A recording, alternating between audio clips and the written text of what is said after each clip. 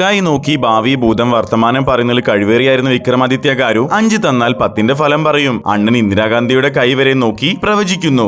എല്ലാവരുടെയും കൈരേഖ നോക്കി പറയുന്ന അണ്ണന്റെ കയ്യിൽ രേഖകളില്ലായിരുന്നു. കല്യാണം കഴിഞ്ഞിട്ടില്ല അല്ലേ, എന്തോ ചെയ്ത് രേഖകളെല്ലാം തേഞ്ഞുപോയി. അങ്ങനെ പ്രണയരേഖ ഇല്ലാത്തത് കൊണ്ട് ആരോടും പ്രണയത്തിലാവാതെ അവരുടെ കൈ നോക്കി അവരെ വളച്ച് അവരോടൊപ്പം കളിച്ചു നടക്കുകയായിരുന്നു അണ്ണൻ. ഇതിനിടയിലാണ് ഭ്രാന്ത് ഡോക്ടറായ പ്രേരണയെ കാണുന്നത്. അവൾ നോർമലായ ആൾക്ക് ഭ്രാന്ത് എങ്ങനെ ഉണ്ടാക്കാമെന്നറിയാൻ ഒരു പുസ്തകം എഴുതുന്നുണ്ട് അത്രേ. അതിനുവേണ്ടി ട്രെയിനിൽ യാത്ര ചെയ്യുമ്പോൾ പശു കാടിവെള്ളം കുടിക്കാൻ നിൽക്കുന്നത് പോലെ ട്രെയിനിൽ നിന്ന് തല പുറത്തേക്കിട്ട് നിൽക്കും. അപ്പോഴാണ് സാർ ഭാവി ഭൂതം വർത്തമാനം ഉള്ളത് പറയത്തില്ല, ഇല്ലാത്തത് പറയും, 5 തന്നാൽ 10ന്റെ ഫലം പറയും എന്ന് പറഞ്ഞ് കൈനോട്ടക്കാരൻ വരുന്നത്. അങ്ങനെ അവൾ ഷാളിന്റെ അറ്റം പിടിക്കാൻ അവന് കൊടുക്കുന്നു. അവളെ കണ്ടപ്പോ തന്നെ അടിവയറ്റിൽ മഞ്ഞുള്ള രാവ്. അങ്ങനെ ആ 2 പോത്തുകൾ ആ ചെറിയ ഷാൾ കൊണ്ട് എന്തൊക്കെയോ കോപ്രായങ്ങൾ കാണിക്കുന്നു. അവളുടെ കൂടെ കളിച്ചു നടക്കാൻ വേണ്ടി അട്ട ഒട്ടിയെ പോലെ പിന്നാലെ കൂടുന്നു. ബസ്സിൽ വെച്ചൊരു ക്ലോസപ്പിന്റെ ആഡ്. അങ്ങനെ ഇരിക്കെ അണ്ണന്റെ ഗുരുജിയുടെ കമന്റേഷനിൽ അണ്ണൻ ഒരു വലിയ ബിസിനസ്സുകാരനെ കാണാൻ പോകുന്നു. അയാളുടെ ചാച്ച വാസ്തകേനെ ഹോയേ ചാച്ച വാസ്തേക്ക എന്ന് പറഞ്ഞതും ബിസിനസ്സുകാരൻ ആളെ വിട്ട് ഗാരുവിനെ ആക്രമിക്കുന്നു. അങ്ങനെ അണ്ണൻ കണ്ടം വഴി ഓടുന്ന സമയത്ത് ഒരു ബസ് വന്നിടിക്കുന്നു. ബസ് വന്നിടിച്ച അണ്ണൻ ആംബുലൻസിൽ പോകുമെന്ന് വിചാരിച്ച് നമുക്ക് തെറ്റി. അണ്ണൻ ഒറ്റയ്ക്ക് നടന്നാണ് ഹോസ്പിറ്റലിലേക്ക് പോകുന്നത്. അതും പ്രേരണയുടെ ഹോസ്പിറ്റലിലേക്കാണ് അണ്ണൻ പോകുന്നത്. വലിയ ആക്സിഡന്റ് ആയതുകൊണ്ട് തലയിൽ ഒരു ബാൻഡേജ് മാത്രമേ ഉള്ളൂ. അവിടെ തൊട്ടടുത്തുള്ള ബെഡിൽ സൈബർ ഇന്റലിജൻസ് വിങ്ങിന്റെ കമാൻഡിംഗ് ഓഫീസറായ മേജർ ശ്രീകുമാർ.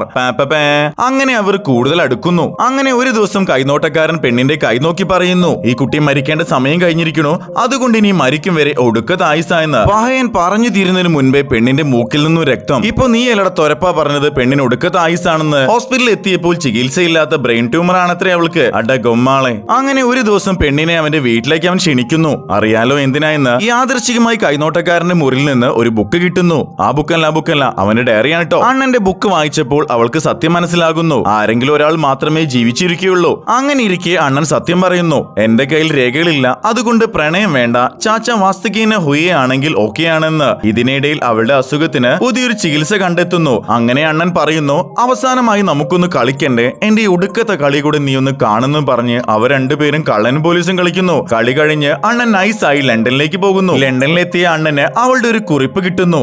അണ്ണൻ ജീവിക്കാൻ വേണ്ടി അവൾ ആത്മഹത്യ ചെയ്യാൻ പോവുകയാണത്രേ. ചാവാൻ പോകുന്ന അവളെ മറ്റൊരു വാഹനം വന്നിടിച്ച് തൂറ്റിക്കുന്നു. ചാവാൻ പോകുന്നവനെ ഇഞ്ചിഞ്ചായി കൊല്ലുന്നോട നാറി. ഇതറിയുന്ന അണ്ണൻ എത്രയും പെട്ടെന്ന് തന്നെ ഇറ്റലിയിലേക്ക് പോകാനായി ശ്രമിക്കുന്നു. ബട്ട് വലിയ കൊടുങ്കാറ്റ് കാരണം വിമാനങ്ങൾ ഇല്ലാത്തതിനാൽ അവൻ കപ്പലിൽ യാത്ര ചെയ്യാൻ തീരുമാനിക്കുന്നു. ആ കപ്പലിന്റെ ക്യാപ്റ്റൻ ആയിരുന്നു മേജർ ശ്രീകുമാർ. അങ്ങനെ കപ്പൽ നടുക്കെത്തിയപ്പോൾ ദേണ്ട സുനാമി. ഈ മുടിഞ്ഞവൻ എവിടെ പോയാലും ഇതാണുള്ള അവസ്ഥ. ഇതിന്റെ ഇടയിൽ ആരുമില്ലാത്ത കപ്പലിൽ അണ്ണന്റെ ഷോ ഓഫ്. അങ്ങനെ വെള്ളത്തിൽ വീണ അണ്ണൻ എങ്ങനെയോ കരക്കെത്തി. എന്നിട്ട് മൂത്രം പോയി ചെടിയും കഴുകി അണ്ണൻ നേരെ ഹോസ്പിറ്റലിലേക്ക്. അവിടെ അവളുടെ ഓപ്പറേഷൻ സക്സസ്. ഒടുക്കം അണ്ണൻ ഒരു പൂ കൊടുത്ത് പ്രപ്പോസ് ചെയ്യുന്നു.